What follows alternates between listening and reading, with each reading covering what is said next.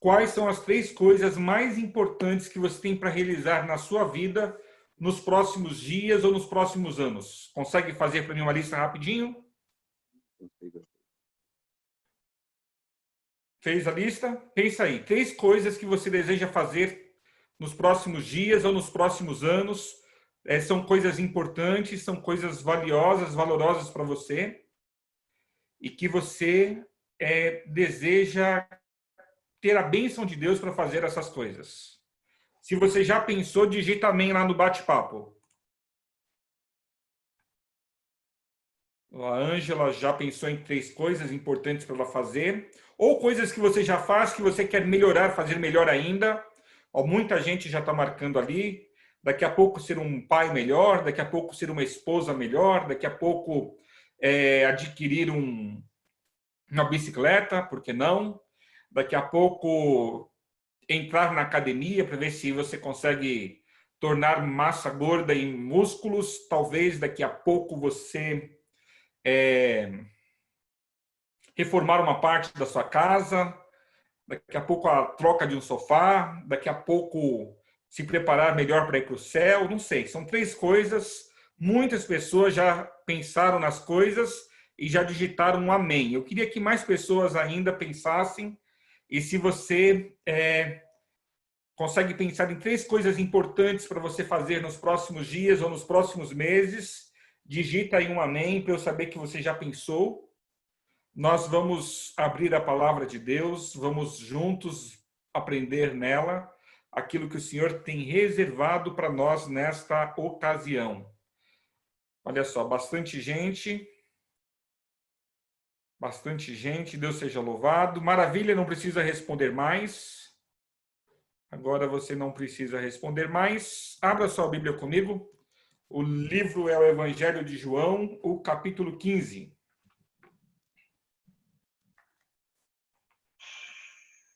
Evangelho de João, capítulo 15.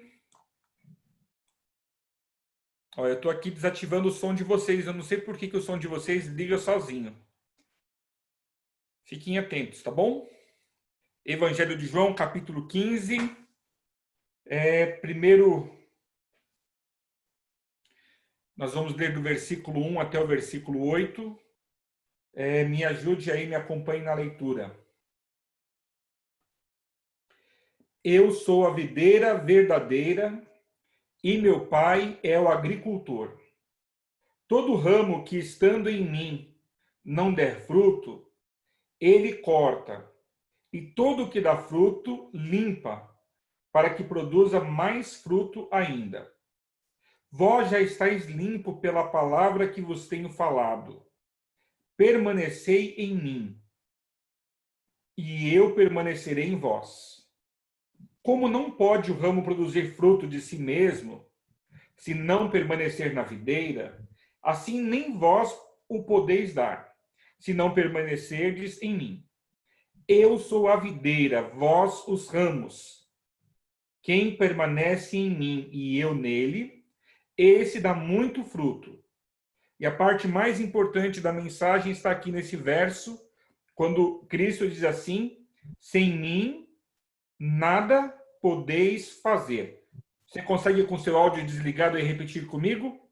Sem mim nada podeis fazer. Mais uma vez. Sem mim nada podeis fazer. Nada podeis fazer. Perfeito. Continuo na leitura do verso 6. Se alguém não permanecer em mim, será lançado fora, à semelhança do ramo, e secará. E o apanham, lançam no fogo e o queimam. Se permanecerdes em mim e as minhas palavras permanecerem em vós, pedirei o que quiserdes e vos será feito. Nisto é glorificado meu Pai, em que deis muito fruto. E a outra parte muito importante da mensagem está no finalzinho do verso 8.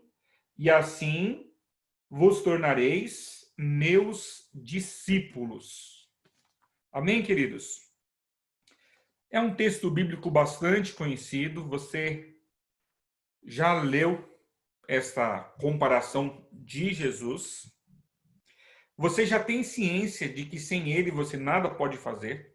Eu estou aqui só chovendo no molhado, porque você já sabe. Mas às vezes nós precisamos chover no molhado, para que a gente possa compreender juntos a dimensão da situação que nós estamos vivenciando. Olha que interessante. Nós temos, mesmo entre os cristãos, 4 grupos de pessoas que não conseguem entender essa parte do texto que nós acabamos de ler, que sem mim nada podeis fazer. A história é muito simples. Você tem um galho, um ramo. Esse ramo é o ramo de uma videira.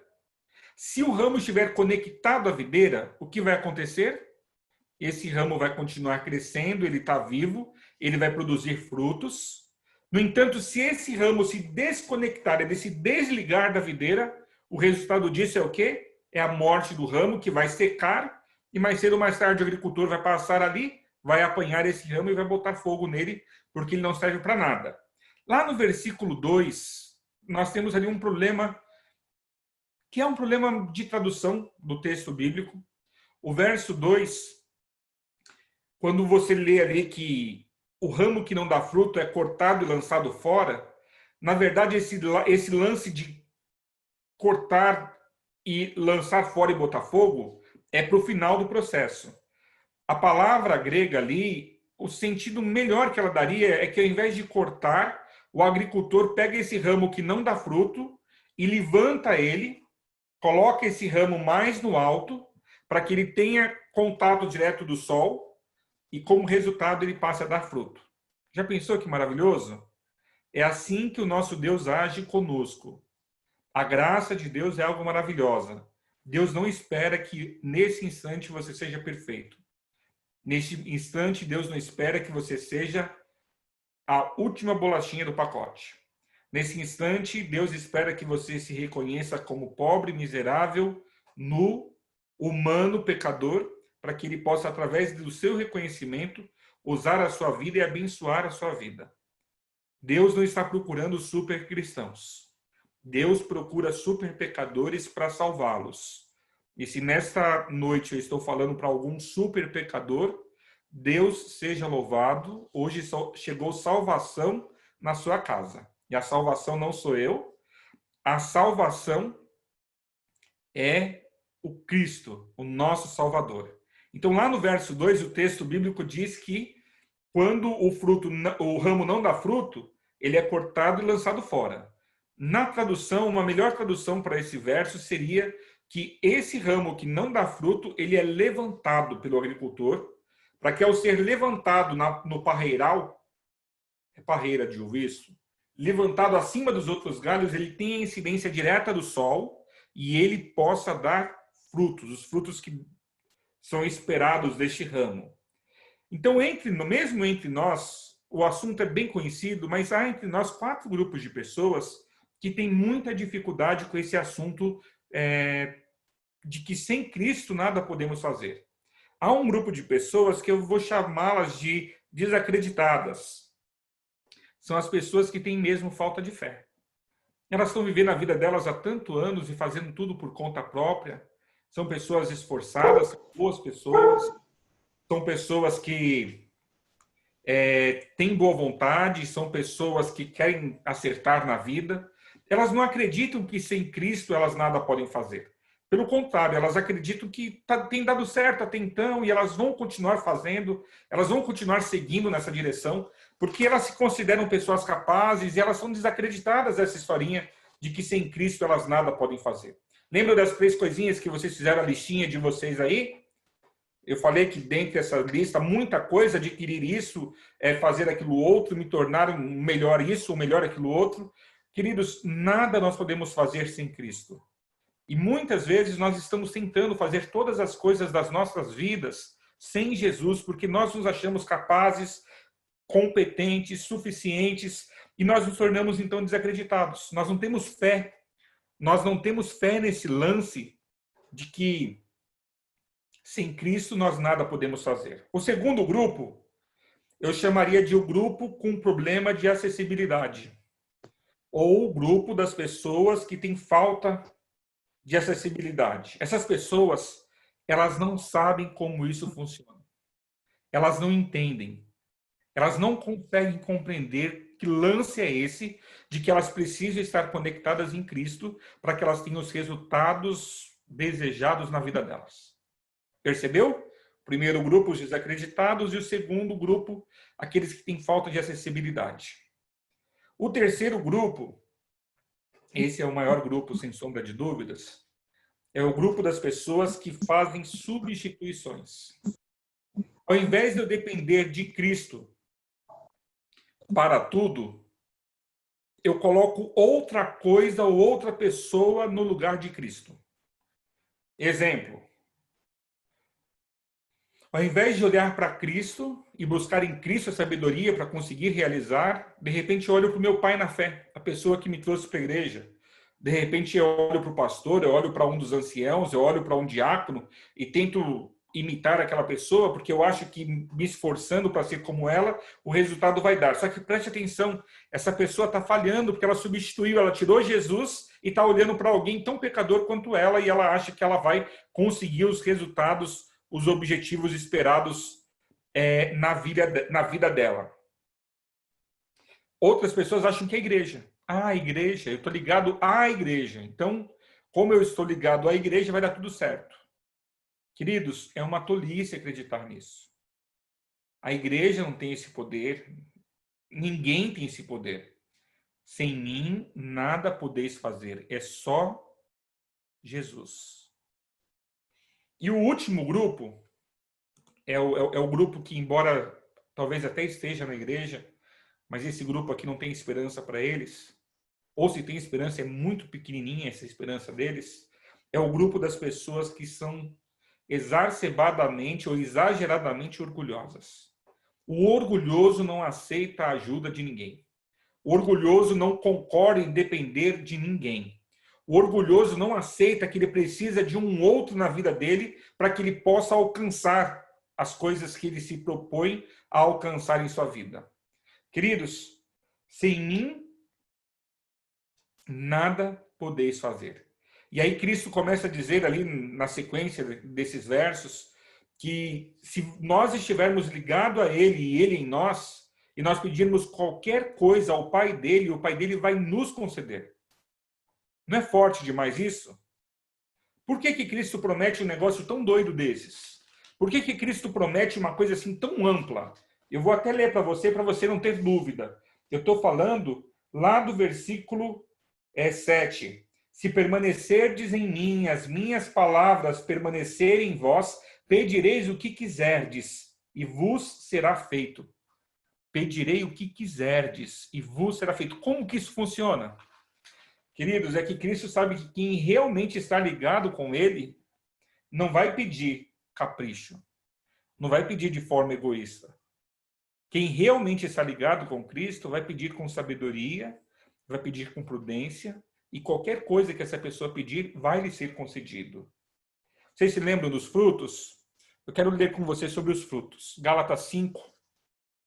Eu quero ler com você os frutos que você produzia quando você ainda não era cristão, e quero ler os frutos que agora você já produz, agora que você é cristão. Gálatas 5, verso 19. Se você tiver com a sua Bíblia, abra ela aí comigo. Se você estiver com a Bíblia, abra ela comigo. Gálatas 5, verso 19 e em diante. As coisas que a natureza humana produz são bem conhecidas. Elas são a imoralidade sexual, a impureza, as ações indecentes, a adoração de ídolos, as feitiçarias, as inimizades, as brigas, as ciumeiras, os acessos de raiva, a ambição egoísta, a desunião, as divisões, as invejas, as bebedeiras, as farras e outras coisas parecidas com esta. Repito o que já disse, os que fazem essas coisas, que dizem no finalzinho da sua Bíblia, não receberão o reino de Deus. É claro, o texto bíblico não deixa dúvida. As obras da carne são todas essas que eu acabei de ler.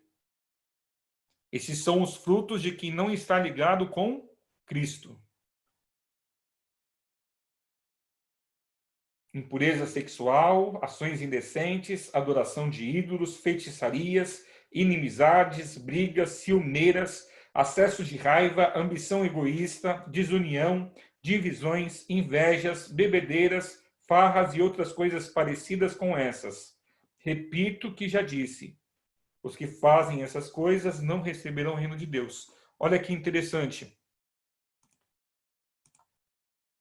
O interessante aqui é o quê? Os frutos da carne estão presentes na vida de quantos? De todos. Infelizmente, inclusive, às vezes, na nossa vida também. No entanto, se nós estivermos ligados com Cristo, se nós entendermos que sem mim nada podemos, sem Ele nada podemos fazer, qual vai ser o resultado? As obras da carne desaparecem em nossas vidas. E no lugar das obras da carne, nós temos as obras do Espírito. Na sequência do verso, nós lemos quais são elas. Verso 22, Gálatas 5, 22. Mas o Espírito de Deus produz o amor, a alegria, a paz, a paciência, a delicadeza, a bondade, a fidelidade, a humildade e o domínio próprio. Contra essas coisas não há lei. Você percebe como é antagônico? Você percebe como são dois extremos?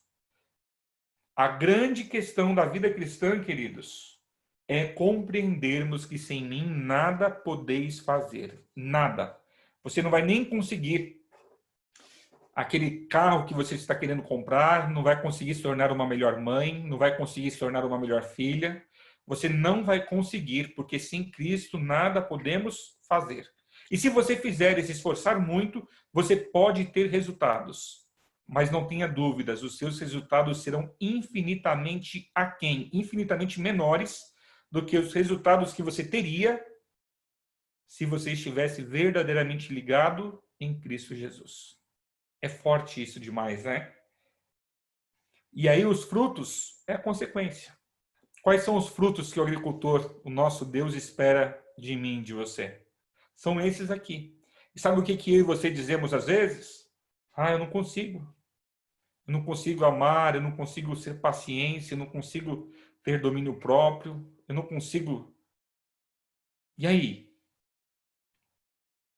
Você é um desses galhos que está por baixo, e por estar por baixo, você não está recebendo a luz, a incidência do sol, e por isso você não está produzindo frutos? Peça para o agricultor te levantar sobre os outros galhos, para que você possa sentir o efeito de Cristo Jesus sobre a sua vida e você possa dar os frutos que Ele tanto deseja que você dê. Queridos, isso é tremendo. Antes de estar em Cristo, é muito diferente de depois de estar em Cristo. Finalzinho do verso 8 do texto que nós acabamos de ler. Lá diz assim que esta é a única forma de ser discípulo. Não existe outra. Esta é a única forma de você ser um discípulo, não há outra. E que forma é essa? Estar ligado a Cristo Jesus. Estar conectado com Ele. Você se lembra da Trindade? A Trindade acho que é um dos assuntos mais difíceis para nós compreendermos, não é verdade? Como que Deus Pai, Deus Filho e Deus Espírito Santo são um. Isso buga a mente da gente diversas vezes. Esses dias eu vi uma ilustração de uma pessoa bastante simples e ela disse assim para mim, ela falou assim, pastor, para mim a Trindade é o ovo. Eu falei assim, como assim a Trindade é o ovo? Ela falou assim, casca, clara e gema. Tudo é o ovo, mas tem 3 partes. Fiquei analisando, a pessoa era realmente muito simples. Mas eu pensei comigo assim, nossa, a simplicidade dessa pessoa fez com que ela explicasse o ovo de uma forma que eu achei incrível. E eu quero fazer uma comparação com a Trindade hoje. Qual é a comparação? Assim como Cristo e o Pai são um, e o Espírito são um, o segredo da vida cristã é eu e Cristo sermos um. É você e Cristo serem um. Se isso não acontece, você pode ser cristão, você pode ser crente, você pode ser um torcedor do reino dos céus, você pode ser uma pessoa acostumada com os ritos, você pode usar a camisa de Cristo, entendeu? E você até pode contribuir financeiramente com o reino de Cristo. No entanto, ser cristão, ser crente, ser um torcedor, participar dos ritos, ser alguém que veste a camisa e até mesmo alguém que contribui, não fazem com que você seja um ramo de verdade ligado à videira. A mensagem de hoje ela é muito profunda. E talvez você esteja pensando assim, puxa, o pastor está dando valor para uma coisa tão simples. Mas isso não é simples. Isso é tudo. Se você não estiver ligado à videira de verdade, de fato, você não está nada. Você não é nada. Você só é um ramo que ainda não secou, mas com o passar do tempo você vai sim secar. Se você e eu ainda não aprendermos a estar de fato conectados com Cristo, sermos um com Ele, nós não somos nada. E não somos discípulo, viu? Você pode ser um ótimo adventista do sétimo dia, mas não é um discípulo. E lembre-se que quem vai subir são os discípulos. Os adventistas não tem na Bíblia lugar, texto nenhum da Bíblia toda, dizendo que os adventistas serão salvos. O que a Bíblia diz é que os discípulos subirão. E as características dos discípulos é a obediência aos mandamentos e a fé em Jesus. Mas não está na Bíblia que a adventista tem vida eterna garantida. Então você não é japonês, mas abre o teu olho, tá bom? Nós precisamos aprender, isso é uma ciência. Nós precisamos aprender a ciência de estarmos conectados com Cristo Jesus. Este é o grande objetivo, o grande propósito. Ele precisa habitar em você. Você lembra o que diz em Gálatas 2, verso 20? Eu vou ler para você, tá bom? Gálatas 2, verso 20. Na minha Bíblia eu leio assim: logo já não sou eu quem vive, mas Cristo vive em mim. E esse viver que agora tenho na carne, vivo pela fé no Filho de Deus, que me amou e a si mesmo se entregou por mim. Já não sou mais eu quem vive, Cristo vive em mim. É disso que Cristo está falando lá em João 15. É preciso que este milagre aconteça. É preciso que você deixe de viver. E é importante que Cristo viva em você. Você sabe qual que é o tipo de pessoa em que Cristo está disposto a habitar? As pessoas quebrantadas de coração e humildes de espírito. As pessoas orgulhosas, arrogantes e capazes, aqueles que conseguem por si só, nunca vão abrir espaço para que Cristo viva e reine em seu viver. Agora, as pessoas humildes e quebrantadas, lembra-se lá do Salmo 51, quando Davi disse, não é de sacrifícios que o Senhor se agrada. Salmo 51, verso 17. Eu vou parafraseá-lo aqui. Não é de sacrifícios que o Senhor se agrada. O Senhor se agrada de coração quebrantado e espírito compungido. Contra essas coisas, nada é contra. Já naquele tempo do Velho Testamento, o que Cristo queria não era o sacrifício de bois, nem de bodes e nem de ovelhas. O que Deus queria já naquele tempo era o coração humilde, contrito, coração quebrantado. Aquela pessoa que olha para Jesus e diz, Jesus, eu não consigo sem você. Eu preciso de Jesus. O coração quebrantado e humilde, este vai obter o sucesso e o êxito. Não a pessoa arrogante, orgulhosa, que acha que sabe tudo. Você pode ter muitos títulos. Você pode ser formado em muitos cursos. Mas se você não for humilde o suficiente, no céu não haverá espaço para você. O céu é dos humildes, dos contritos. Queridos, estar fora de Jesus é sinônimo de perdição. Ele disse, sem mim nada podeis fazer. Nós precisamos aprender o segredo. O segredo é permanecer nele. Quero fazer um apelo a você. O tempo acho que já terminou, nem eu estou olhando o tempo hoje. Estou motivado, hein? 30 segundos para terminar o culto. Eu quero fazer um apelo para você. Eu não sei quanto tempo você tem de igreja. Eu não sei quanto tempo... Alguma coisa deu errado aqui. Deixa eu ver se eu descubro o que acontece aqui. Porque eu queria fazer apelo. Não sei o que aconteceu, não. Tô vendo você. Acho que é o Christian o problema aqui. Você colocou a sua tela para a gente aí. Por favor, tire ela para que o culto possa voltar ao normal. Deixa eu ver se eu consigo tirar. Pronto, consegui. Quero fazer um apelo para terminar o culto. Eu não sei há quanto tempo você tem estado na igreja. Pode ser que lá na igreja você já tenha até um banco definido que é seu. E depois dessa pandemia, agora você está angustiado porque você não sabe se alguém vai sentar no seu banco. Pode ser que lá na igreja, a igreja que você frequenta há 20, 30, 40, 50 anos, você já esteja tão acostumado com aquela igreja que você sabe tudo o que acontece em cada momento, cada segundo. E de fato eu posso dizer que você é um galho fincado na igreja porque você está lá há muito tempo. Talvez você tenha sido um ótimo crente, um ótimo cristão, mas não se esqueça. O diabo crê e treme também, nem por isso será salvo. Eu quero convidar você nessa noite a parar de se enganar. É chegado o tempo em que você precisa parar de se enganar. É chegado o tempo em que você precisa se entregar de verdade. É chegado o tempo que você precisa pegar os teus braços que estão cansados, os teus ombros que estão fadigados, as tuas pernas que não aguentam mais e render todo o seu corpo, toda a sua vida a Cristo Jesus. É chegado o tempo em que você precisa deixar Ele de fato morar em você. É chegado o tempo de você ter consciência que sem Ele, nada você pode fazer. Nem aqui nessa terra e nem na terra vindoura.